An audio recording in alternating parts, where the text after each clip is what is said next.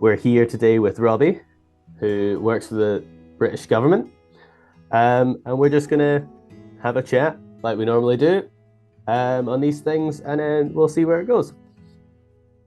So over to you, Robbie. Would you like to introduce yourself a little bit more and tell us what you do and how you ended up here today? Yeah, well, Callum, it's great to meet you, albeit virtually, and thank you for giving me this opportunity to come and have a chat with you. It's been a few weeks in the making, but it's great that we finally sorted it out. So, as you said, my name's Robbie Jones. I work for the Department for Environment, Food and Rural Affairs, as you said, for the British government as a civil servant. I heard about this organisation through one of my sisters in the aftermath of my dad dying in January 2021. So it'll be 2 years this coming January on the 16th. And in the aftermath of his death, we were obviously looking for resources to help. And also I want to try and do something as positive as possible as well, and talk about my loss. And my dad, unfortunately drowned to death going in our family pet dog, Connie. It was very sudden, very tragic. And I was there at the house on that day. So it was a horrible time. And and obviously a lot of trauma and a lot of grief that's come with it. Sure, I can imagine. So tell us a little bit more about your dad before we get into more details about how he died and the feelings of grief following that. Tell us about him, how he lived, where he grew up, what he did. Yeah, so my dad was Welsh. He was Welsh. He was born in Cardiff in a 3-bedroom terraced house in Cardiff. And he lived in Cardiff until he was 18, and he went to Swansea University, and then left there, did a PhD. He was very kind of academic and loved learning, loved ideas, loved thoughts, loved debates and discussion. Went and did a PhD, and then he taught as a very young lecturer. He was only about 23, 24 at the University of East Anglia, sociology. Where he met my mum. My mum was actually one of his students. Probably couldn't do it. A little controversial, but we'll let it go. Well, because he was a young lecturer, there was only a kind of a 3-year age gap, really. So, because this was at university, UEA, so all the students were, 18, 19, 20. So that's where we met my mother. And then they both lived in London for over 25 years. And then when I was 8 years old, so back in 2004, we moved to Brighton. So it's my dog. We moved to Brighton, where I grew up, and all my childhood life was there. And that's where he died in Brighton nearly 2 years ago. What was he like as a person? I would say he was. He loved people. I think someone said after he died, when he asked someone, "How are you?" he really meant it. It wasn't just a throwaway remark. He would know he was a real people's person. I think I said at the time he loved people, pubs, and politics, and music as well, preferably in the pub.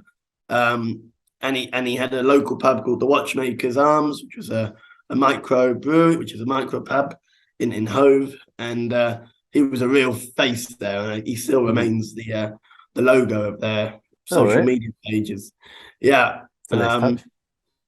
So he was a great guy, and he was a very hands-on dad, which I know not everyone's lucky to have. And that meant that when he died, it's affected us terribly because he was that hands-on.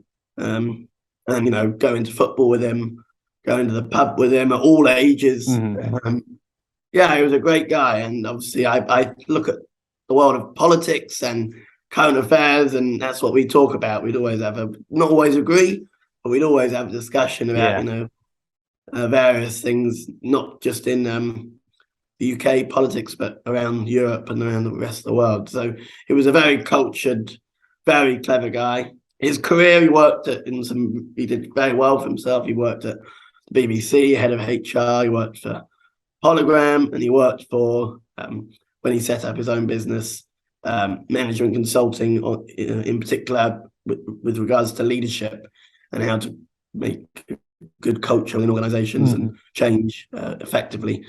And he was very successful, and I'm very proud that he, from humble roots, did very well. And he was also an author. He did a lot. He wrote books, including one, Why Should Anyone Be Led By You, which sold worldwide. So he was a great person, a great man. Nice. Lovely to hear about him. So you mentioned there going to the football, going to the pub with your dad. So is that something for you that's like was maybe a struggle at first, or is it like an endearing thing now that like yeah? Well, I'm still a Spurs season ticket holder. I must be mad, even though I live in Portsmouth myself. I travel up to the games, most home games, if not all of them. And it is hard because I now travel on my own, and I miss not going with my dad, like the actual journey to and from. And we, as I say, talk politics, not a lot change, talk politics or read the papers together, and obviously talk about the game coming up. So I find that hard, actually. I now go with my sister, who's equally a big Spurs fan. But it's different. It's different. And I've spent a lot of my first game was when I was 5 years of age at White Hart Lane. I'm a Spurs fan. So, yeah, going to Spurs is difficult, but obviously great memories there. So, it's all positive memories. But it's lonely, I think I said. Afterwards, another organisation asked me about what I kind of miss and what's the hardest. And I think going to Spurs is still one of the hardest. And we still go with some of his old university friends who we sit with. But that bit's nice. And what we do is we always talk about Gareth. Yeah. I know, let's talk about loss. I would say that, but we still take the mick out of him. We still say what would Gareth say at that awful foul, probably let him know he's in the game. Because he was a good footballer when he was young, but he was known to be quite dirty. So yeah, Spurs I'm lucky to be able to go, but it is difficult and it can be a bit lonely. Yeah, so that must have been quite good being able to have your dad's friends still around, in reasonable close contact, being able to talk to them about loss and things who they may have were more likely to have experienced something similar, like loss of their parents, assuming being middle-aged, or nice. friends or something. So would you say that there was quite a stark difference between how you were able to interact and talk about your loss with your dad's friends at the football or at the pub compared to like your own friends, being like in their early and mid-20s? I find it easier, people that have had kind of, maybe experienced loss in different ways, but also it's good that they know Gareth really, really, really well since he was, 18, 19. So that helps. But I mean, I would hate to be put in a category of, oh, you're young, you must not have lived a life, because obviously I have had a few very traumatic events, both personally, but also, obviously with my dad. So I don't want to box all, younger people who don't know what they're talking about, because that's not always the case at all. So, I've probably had more traumatic experiences with my health problems when I was a baby, and then, not having a great time at school at all. I had to leave my school because I have had such a rough time. And then, obviously, worst of all, your dad drowning to death. So, it would be wrong to box kind of younger people as some of my friends as all being a bit naive. But I do really enjoy reminiscing, and Gareth's old uni mates or school friends, they've got stories obviously that I wasn't around to see. So that can be quite amusing. So yeah, it does help, and you just got to. I enjoy talking about him. Otherwise, memories will just fade, and I want Gareth's values, my dad's values, to remain with me as close as possible. Yeah, so I'm very much the same. So my mum died when I was 16, and she died of cancer. And everywhere I looked, there was no one around who had like experienced a similar thing, no one really to talk to. So I um wouldn't necessarily say bottled it up. I somewhat dealt with it internally. And then went off to uni, similar kind of thing, was a bit awkward talking to new people about it. And then when I finished uni, that's kind of I finished uni just about under a year before I started with Let's Talk About Loss. But I was just at a stage that, no one really talked about my mum anymore, and I wanted people to talk about her.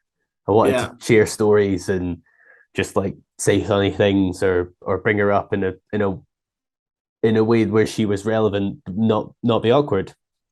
Yeah. So absolutely. It was really there's been some really nice moments in my life, like my brother's wedding, where like a lot of my mum's friends were there, and we got to talk about my mum and stuff. So that's why I asked, because it was so, I couldn't live without talking about it all the time now. I don't know how I did it for like 6 years without really saying all that much. But yeah, so it's been a stark change since I've opened my mouth and forced it upon people, so to speak. And that's good. That's a good turnaround. I mean, I've always, because I'm half Welsh, us Welsh are quite emotional people, and I've always, and my dad was the same. He'd cry if there was a Y in the day, and about tiny things, about tiny cry watching Strictly Come Dancing or something. But I've always been lucky that I've always been very open with my emotions. I guess I'm more unusual as for a young man, because most blokes do bottle things up, all different types of things. But I've always, if I've got a problem or if I want to say something, I normally say it, and it does sometimes get me in trouble. But that's always been my approach. So one of the main reasons for me to get as involved as possible as I could with Let's Talk About Loss, and in through chain of events, setting up this kind of male-centered specific Men Talk About Loss, is in the first meetup, I was pretty convinced that I was going to be the only guy there. I obviously didn't know for sure because I didn't know who was going to be there, but it was like, whatever. But what really struck me was when we were going around the room and asking everyone how they found out about it. All the girls there was maybe about 12 to 15 people, can't really remember now, there for the first one. And they were all searching for something like this. I was looking for people to talk to about this issue that I have. And it really set me back because I didn't have like almost any female friends at the time, but none of my guy friends would have had that attitude of being really proactive to, I don't have a person in my life who I can share this experience with, so I'm going to go and find one. And so that really sat with me for a wee while, and I thought that, it's probably so female dominated because of that difference in perspective that we have between, your stereotypical man and your stereotypical woman. But so do you have any insight, but do you have an idea? You want to encourage debate as to why the grief space is so female dominated and why men maybe aren't so proactive with engaging with like support groups or even like specialist services that are available. Yeah. Well, there's definitely a stigma around young boys, young blokes, young boys talking about their mental health, talking about their well-being, talking about their experiences, positive or negative. Although blokes tend to find it easier to talk about how great they are, then harder to talk about challenges that they might need to overcome or are not overcoming, and reach out to get some support. I guess obviously, and this is all very stereotypical and typical, women are probably more practical when they kind of get things done. I think people say if I wanted something to be done, I'd ask a woman because they do it more efficiently and more effectively than the bloke. So maybe that. I mean, can't give you an answer that I know for sure, but that's kind of my initial thoughts. But there is definitely a stigma about men talking about mental health and loss and grief. And in my experience, because I'm now the last man standing in my immediate family, I got 2 older sisters and my mum's still around. I get asked a lot, not asked a lot, I get told a lot, oh, you got to be strong for your girls, you got to be strong for your sister, you got to make sure you're there for your mum, you can't show any weakness because otherwise you upset mum and the girls, and they're older than me. And that is a burden. And I've asked Rhiannon and Gemma, my 2 sisters, do you get asked that, make sure you're there for Rob, and he's the young boy, and they don't, not in the same way at all. So that I do feel that burden, extra burden of, and I say that to my mum and 2 sisters. And people say it in a nice way. They're not saying it to kind of do you down or try and say you're not being strong. But I do really feel that. And that's come from very close friends. That's even come from family members. That's, and that I find hard. So maybe that the additional kind of old school sexist burden of, the men are strong and powerful and in charge of the family. But they obviously have never met my 2 very scary sisters. So much more scary than me, for sure. And my mother, who's even more aggressive and scary, coming from Tottenham. So yeah, I think all those, that's quite a long answer to your question, but that's definitely kind of my thoughts on that. I would say I definitely felt that when my mum died back when I was 16. But it wasn't directly pressed upon me at the time. So there's no girls left in my family after that. Right. It was just me, my older brother, and my dad. And my older brother had recently moved out and moved in with his now wife. So it was just me and my dad at home. But I could feel the pressure he felt to be strong for me, and that put pressure on me to be strong for him, because he had all the kind of admin and all the kind of nonsense to deal with funerals and closing bank accounts and swapping the TV license over his name. And I just had to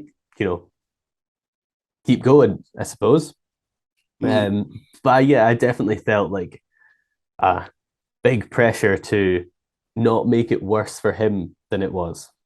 So I think you've kind of hit the nail on the head there. So do you think that there's scope for that to change? Do you think this, what we're doing here is not futile? But I mean, I'm very hopeful myself. That's why I'm so involved in this, and it's been so great speaking to so many great people about their experiences too. And we have had a few males come along to the meetup since over the last couple of years, but it's been very, very sporadic. I think we have 130 people on our Facebook group, so that's 130 people who have somewhat engaged with the Let's Talk About Lost Glasgow, and I think 6 or 7 of them, including myself, are guys. So it's way less than 10%. So I like to ask people about what they think is maybe the barrier, and give myself ideas for how to break down those barriers and get more people involved. Going back to when your dad first died, what would you say to yourself now if you could go back and give yourself a piece of advice immediately after your dad died? Well, I'm going to sound extremely arrogant, but actually I think I've coped with it kind of brilliantly, actually, including my family. I guess I understand now more when people talk about grief generally, that you do really get ups and downs. So some days I feel really productive at work, or I get up quite early and have a nice walk in the forest, and I want to do stuff. And other days getting out of bed and having a shower is like the hardest task possible. Just kind of making yourself a cup of tea, just feel awful, and it just hits you, and it's not really a pattern. It's just, it could be any day, any time. It could have been after a great weekend, anything. So I think I would tell myself that be prepared for a roller coaster. Yeah. And I knew it before, but obviously I never kind of, I'd experienced grief, but it was all like grandparents and stuff, which is still sad, really sad, and miss them both a lot. But you expect your grandparents to go at a certain age, and one of my grandmother, my dad's mum, was nearly 98, so it wasn't sad in terms of that. Whereas my dad was an incredibly traumatic. Yeah. But yeah, that's what I would say to myself: be prepared for a roller coaster of emotions. And grief is so different for everyone, isn't it? So there's no time. It's not like, in a couple of years you'll be over it, or I'll never be over it. But you know what I mean. So that's what I'd also remind myself. And I know it's cheesy and corny, and you've got to be kind to yourself. And remind yourself that what you're going through is a really, really sudden, awful loss. Dads die, right? But dads don't drown to death. I was fully prepared for my dad to die one day, but as best as possible, logically he'll go before me. That's an added difficulty, and kind of he's separate to the grief. Grief is one thing. How it happened is kind of another layer of sadness, difficulty, and trauma. Yeah. So would you say there was any feelings you felt or ways you felt that were a real surprise? So I'll go into this a little bit more. When I first lost my mum, because I knew she was dying and she was terminally ill, the day after she died, I felt ultimately relieved, and then immediately following, incredibly guilty for this day was better than yesterday, but she's now dead. And then there was just like lots of back and forward between, anytime I felt better, then that directly led to me feeling bad again, because I was kind of wanting to get on with my life and do things and enjoy things. But as soon as I enjoyed it a little bit too much, I was like, oh, well, I shouldn't really be enjoying this because my mum's not here anymore. So did you go through anything like that? Yes, I would have two examples. One, I chose to watch there was CCTV footage of him going into the water from some of the private properties, and there was like an angling club on this bit of the seafront on the promenade. So there was about 3 or 4 cameras, and I chose about 6 weeks later to see the footage. None of my sisters wanted to see it. It was only about a minute and a half, and it was him walking with the dog, crossing the road, letting the dog off the lead, throwing the ball, and the first throw, the dog went in the sea to go after the ball, and got herself into trouble. So, and when I watched that, I said to an interview I gave, and they edited it out. But I'll say it again here and let you decide. It was actually the best thing I did in the whole process. And I felt a bit like what you said, a bit of relief. One, because there was a little bit, because the police were useless, a little bit of question marks about, was it suicide? Not by us, by them. Was it suicide? Was it a deliberate attempt to, kill himself? And we absolutely categorically knew it wasn't 100%. So, but to have the footage, to see it with my own eyes, was kind of a bit of a relief. Yeah. And also he went in the water, and it was only about 53 seconds. And then you never saw him again. And it was a weird relief that he didn't struggle for minutes, or even hours, or that it was awfully quick for a man who gave so much, and he was gone, within 53 seconds, and he knew he was struggling as soon as he entered the water. So that was a weird feeling of kind of relief, and it was great to just see, even just saying the word great seems weird. It was great to just see the facts with your own eyes. Bearing in mind there'd been newspaper columns about the incident, both locally and nationally. And discussion about, did this man go in purposely, so again, not by the family, but by other outlets and the police. So that was a relief.